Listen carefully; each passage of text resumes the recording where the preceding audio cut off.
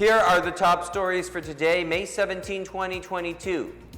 President Duterte signs more laws for the benefit of the Filipino people. The Health Department is positive that the country's high COVID-19 vaccination rate will avert the local transmission of the new variant. Malacanang says its official website is temporarily inaccessible due to updates. And the Office of the Presidential Advisor on Peace, Reconciliation and Unity, or OPAPRU, lauds its partners including News and Information Bureau, Philippine News Agency Director Virginia Arcilia Agtay for its contribution in achieving comprehensive peace process.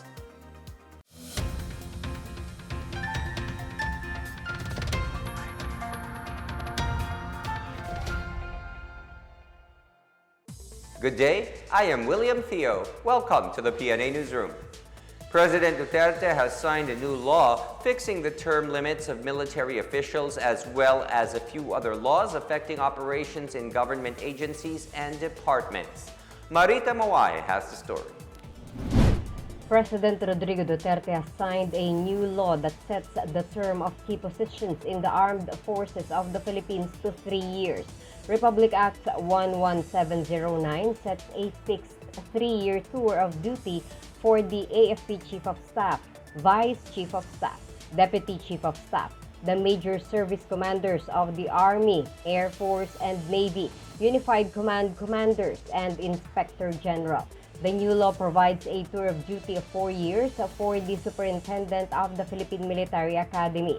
The law also increases the mandatory retirement age to 56 for those in the grades of second lieutenant or ensign to colonel or captain, or after 30 years of satisfactory active duty. It also sets to 59 the retirement age for brigadier general or commodore to lieutenant general or vice admiral.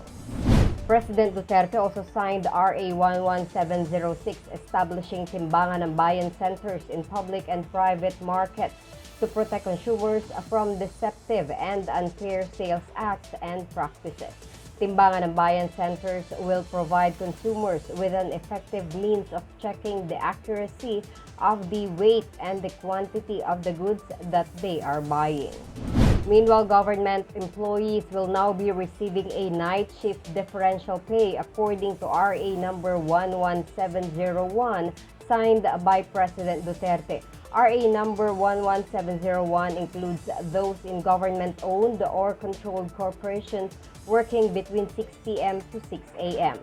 Government employees whose services are required or are on call 24 hours a day are also not covered. President Duterte also signed an executive order directing government departments and agencies to utilize digital payments for government disbursements. EO 170 recognizes that the COVID-19 pandemic has highlighted the benefits of utilizing digital payment services, as it enabled a fast, convenient, secure, and transparent mode of delivering government services and transacting business. Other new laws signed by President Duterte are RA 11765 affording more protection to consumers of financial products and services, RA 11766 fixing the validity period of the license to own and possess registration and permit to carry firearms outside the residence or place of business, RA 11767 promoting the rights of and providing greater protections to deserted or abandoned children with unknown parents, and RA 11768 strengthening the sangguniang kabataan. For the PNA Newsroom, I am Marita Muaje. A petition has been filed with the Supreme Court asking for a temporary restraining order or TRO to block the counting of votes for presumptive President Ferdinand Bongbong Marcos Jr. Petitioners Father Christian Buenafe, Fidel Lim, Edilisa Hernandez, Celia Sevilla, Roland Vibal, and Josephine Lascano are seeking to restrain Congress from canvassing the votes for Marcos. They also want to stop Congress from proclaiming him should he win as president in the recently held elections. The petitioners also seek the reversal of the COMELEC's May 10, 2022 en-banc decision dismissing all the disqualification cases against Marcos. They are also urging the High Court to cancel the certificate of candidacy of Marcos and declare him to have never been a candidate in the 2022 national elections. Presumptive Vice President Sara Duterte says pushing for the Mandatory Reserve Officers Training Corps, or ROTC, among the youth has nothing to do with her becoming the new Education Secretary. This as Davao City Mayor earlier proposed the mandatory rendering of military service for all Filipinos 18 years of age and above when she gets elected as Vice President. In a radio interview, Duterte said the Department of Education is all about basic education and alternative learning system and has nothing to do with ROTC.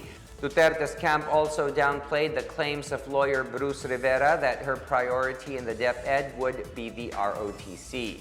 Meanwhile, Duterte announced that her inauguration is set for June 19 in Davao City. She said she will be the first to take the oath so that she can also attend the inauguration of President Ferdinand Marcos Jr. on June 30. The official website of Malacanang, which has the repositories of the Presidential Museum and Library, is temporarily inaccessible due to updates in its content. The museum administration made the clarification following concerns that historical records, including those of the martial law regime, have been deleted from its website. On its official Facebook page, Malacanang Museum says the website malacanang.gov.ph is merely suspended following measures to update the content and improve its security features. It also assures that the contents of the website have not been compromised and will be made available to the public at the soonest possible time. Former Presidential Communications Development and Strategic Planning Office Undersecretary Manolo Quezon III was the first to notice that the website had gone down. However, he said the contents of the website were already archived before June 30, 2016. Filipinos are urged to begin the healing and reconciliation process from the animosity of partisan politics. Presidential Advisor on Peace, Reconciliation and Unity Secretary Carlito Galvez Jr. appealed to the public to set aside differences brought about by the national and local elections. In his speech at the Peace Partners Recognition Day in Pasay City, Galvez appealed to the public to set aside differences brought about by the national and local elections. He said he is hoping that the people will respect the decision of the majority and support the newly elected officials as they take over the reins of nation building. Galvez also expressed confidence that the next administration will lead a collective quest for just and lasting peace in the country. The Commission on Elections will go after the perpetrators of poll-related violence that caused failure of elections in Lanao del Sur. COMELEC Commissioner George Garcia said the poll body will heed the call of President Rodrigo Duterte to investigate all election-related fraud and violent incidents. He said the COMELEC will also go the extra mile to ensure that the special elections in the municipalities of Butig, Binidayan and Tubaran on May 24 will be successful. For its part, the Armed Forces of the Philippines and the Philippine National Police have deployed more personnel to ensure the special polls will not be disrupted. Still ahead, the next administration needs 226 billion pesos in new revenues yearly to cover COVID-19-induced debt. The DOH allays fears of a surge amid reports of the local transmission of Omicron subvariant BA.2.12.1. We'll be back after a quick break. Keep it here on the PNA Newsroom.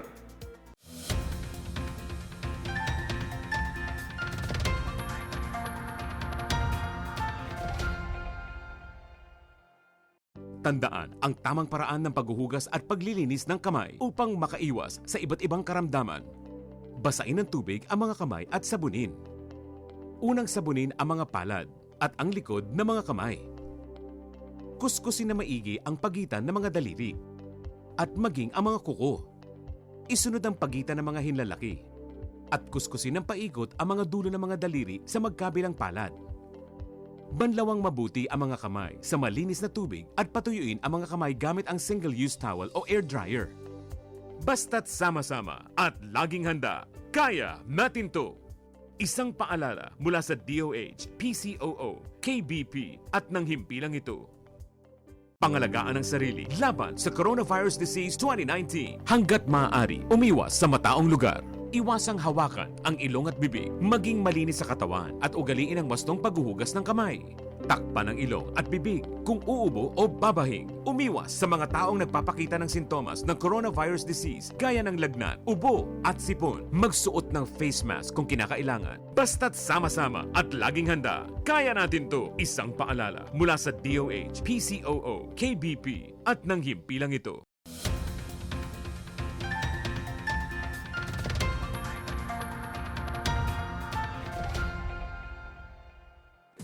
The country needs around 326 billion pesos per year to pay the debts incurred during the COVID-19 pandemic.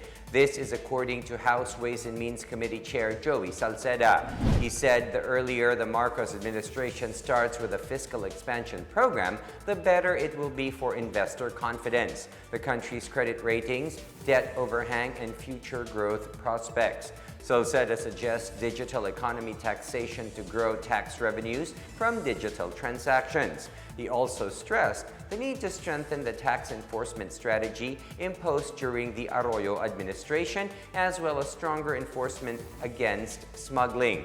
He also recommends shortened value-added tax refund processes, among others. Salceda said presumptive President Ferdinand Bongbong Marcos Jr. can use his supermajority in both mandate and congressional alliances to enact smart, efficient tax and economic policies to address the 12 trillion peso debt overhang. The Department of Health urges the eligible population to get vaccinated against COVID-19 as more cases of the new BA.2.12.1 variant are being recorded in the country. Health Undersecretary Maria Rosario Vergara says the presence of the new variant will not lead to a surge as majority of the people are now vaccinated against the disease. Meron na po tayong 17 detected Omicron subvariant BA.2.12.1 sa ating bansa. 16 ay locally acquired at 2 dito sa 16 ay mula sa NCR, 12 mula sa Puerto Princesa at 2 mula sa Western Visayas region. Habang ang isa naman ay returning overseas Filipino na nasa Region 6. Ang DOH kasama po ng ating mga lokal na pamahalaan ay patuloy na nagpapaigting ng ating 4-door strategy laban sa COVID-19. Partikular na rin sa 3rd door tungkol sa immediate detection and isolation of cases at sa 4th door na pagpapalakas ng ating healthcare systems bilang paghahanda kung magkakaroon man ng pagtaas ng mga kaso. Now more than ever, pinapaalala po namin sa ating publiko ang pagpapairal ng disiplina sa pagsunod sa minimum public health standards. Lalo't higit, dapat ay magpabakuna at tumanggap na ng booster shots upang manatiling protektado laban dito sa virus na ito. The Octa Research Group sees no threats of increase in COVID-19 cases so far to warrant a downgrade in the current alert level of Metro Manila and other areas. Octa Research Fellow Dr. Guido David said the country's positivity rate is at 1.1% and reproduction rate is at 0.6%, while hospitalization rate remains low. Since the campaign period started in February, the Octa Research Group has not seen any sustained increase in COVID-19 cases. While there were sudden spikes and clustering of cases, David noted that these did not spread because the country's ball of immunity is still high. However, cases could increase few weeks after the May 9 elections and with the detection of a BA.2.12.1 Omicron subvariant in Metro Manila and Palawan. However, Department of Health Technical Advisory Group member Dr. Edsel Salvania assured the number of COVID-19 cases remains manageable and there is no indication yet of an increase. He noted that because of high vaccination rate, the number of people who developed severe disease remained slow. He assured the country would not go back to lockdowns like what happened in 2020. However, fully vaccinated persons need to receive their boosters for an added layer of protection. Preliminary data from the BA.2.12.1 Omicron subvariant shows that it is 20 to 30% more transmissible compared to the original Omicron variant. Local government units have been urged to boost vaccination and booster shot efforts to provide added protection against COVID-19, especially after the elections. More on this from Stephanie Sevillano. Some 764,000 residents of the Ilocos region have received their booster shots against COVID-19. In data issued by the Department of Health, there were 3.6 million residents in the region who were fully vaccinated, or 84% of the total target population.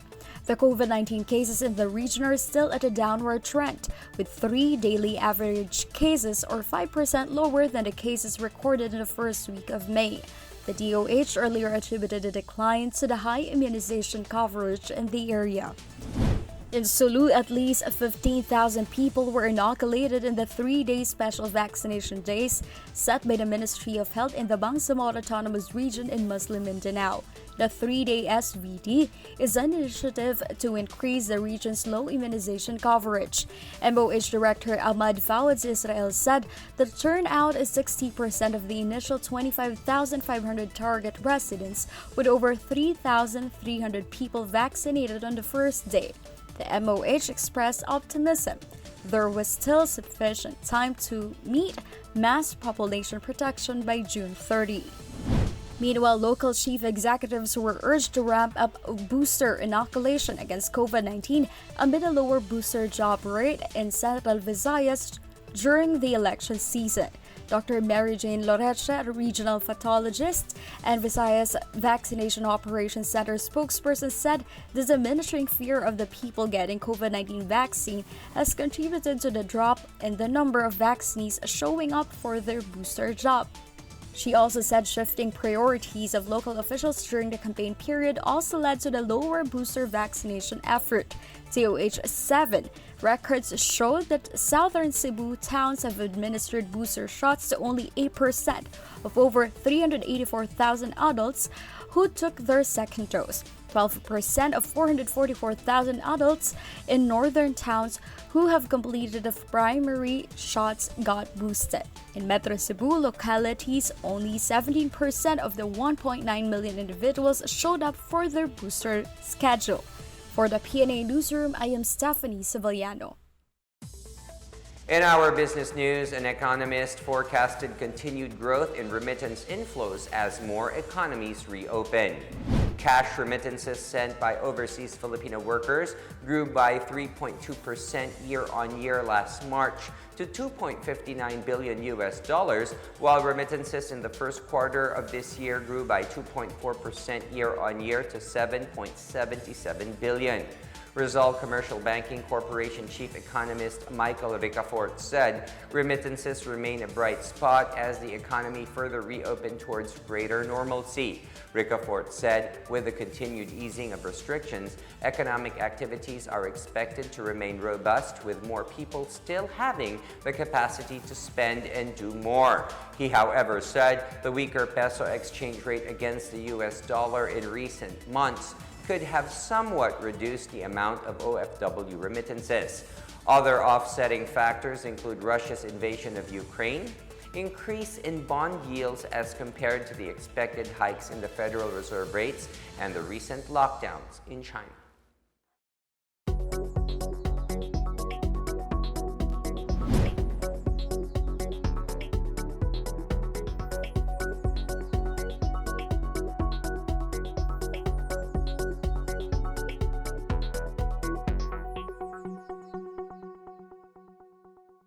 More stories from the newsroom. The National Task Force to End Local Communist Armed Conflict is hailed for helping disadvantaged barangays. Marawi City celebrates its recovery efforts as it marks the Week of Peace. Details ahead. Stay with the PNA Newsroom.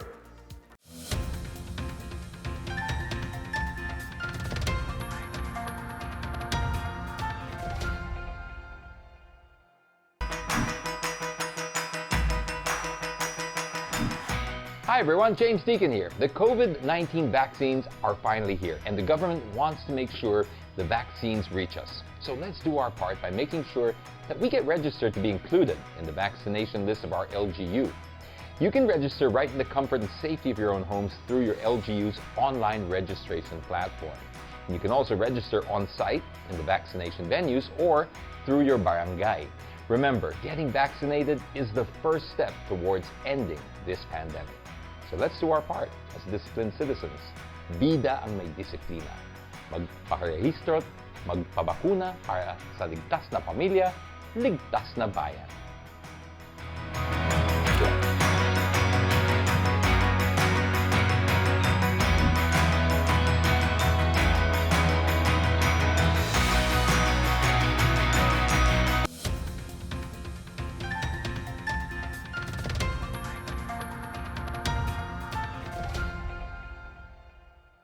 The Armed Forces of the Philippines lauded the National Task Force to End Local Communist Armed Conflict, or NTF-LCAC, for resolving problems in the so-called geographical isolated and disadvantaged areas, which greatly helped in the campaign against the Communist Party of the Philippines New People's Army.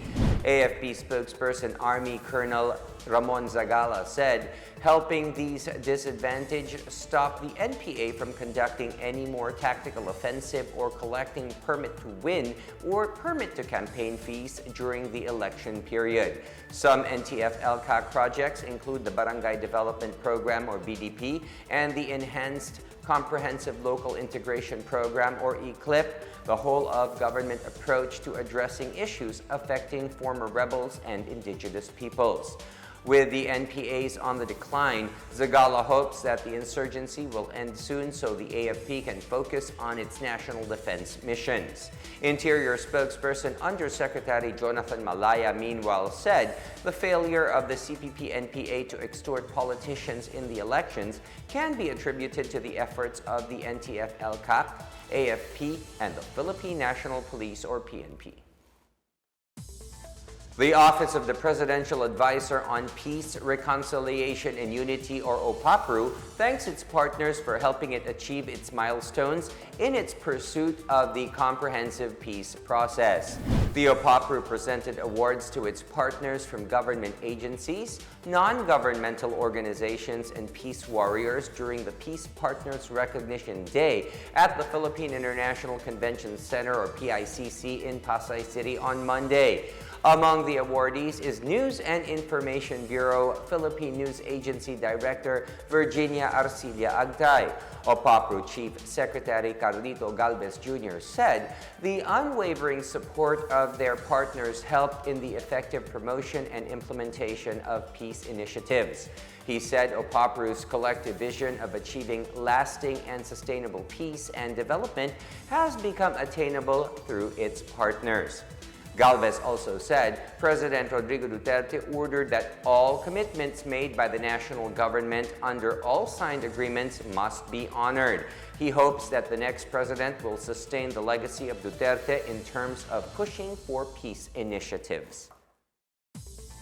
The Cebu City Police is beefing up security in tourist destinations and some public areas as the city expects an influx of tourists following the lowered COVID-19 alert status there. Cebu City Police spokesperson Lieutenant Colonel Maria Teresa Makatangay said, although travelers have nothing to worry about the peace and order situation, security personnel need to ramp up their efforts as more establishments are opening.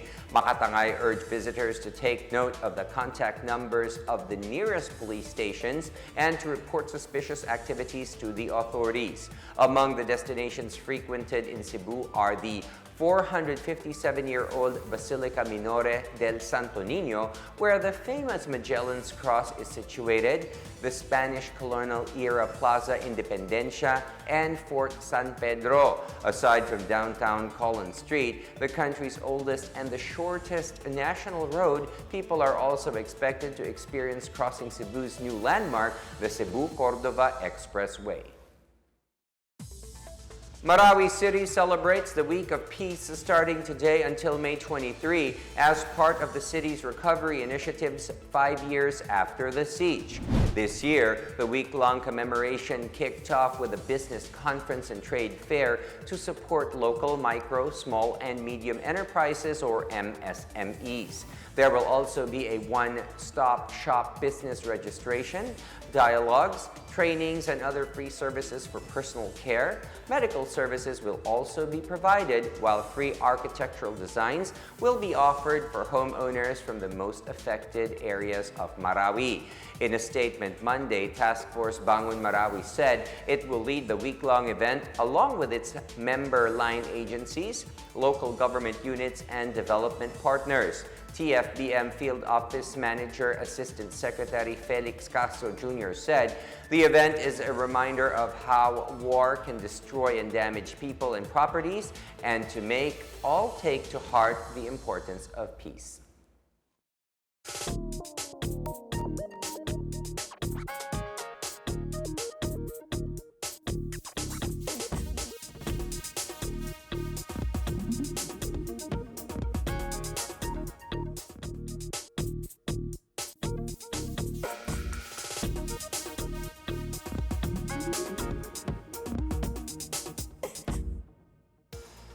Let's take another look at today's biggest stories. President Duterte signs more laws for the benefit of the Filipino people. The Health Department is positive that the country's high COVID-19 vaccination rate will avert the local transmission of the new variant. Malacanang says its official website is temporarily inaccessible due to updates.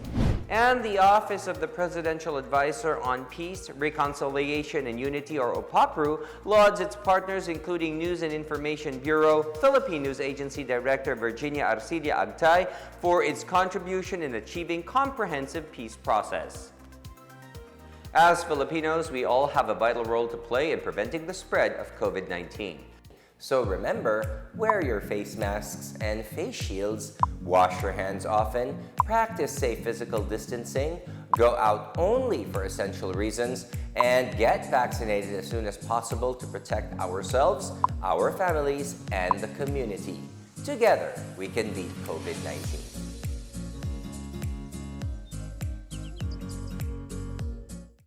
Thank you for watching another episode of the PNA Newsroom. For more news content, check our webpage or log on to the Philippine News Agency's Facebook and Twitter accounts. For more stories about the government and how it serves Filipinos, look for these hashtags in all of our social media platforms and websites. We are shown on the pages of the PCOO and its attached agencies. Also watch us on television on PTV4 and IBC 13. And that's your daily dose of the biggest stories that you need to know. From the PNA Newsroom, we tell stories that inspire change. I am William Theo. Good day, everyone.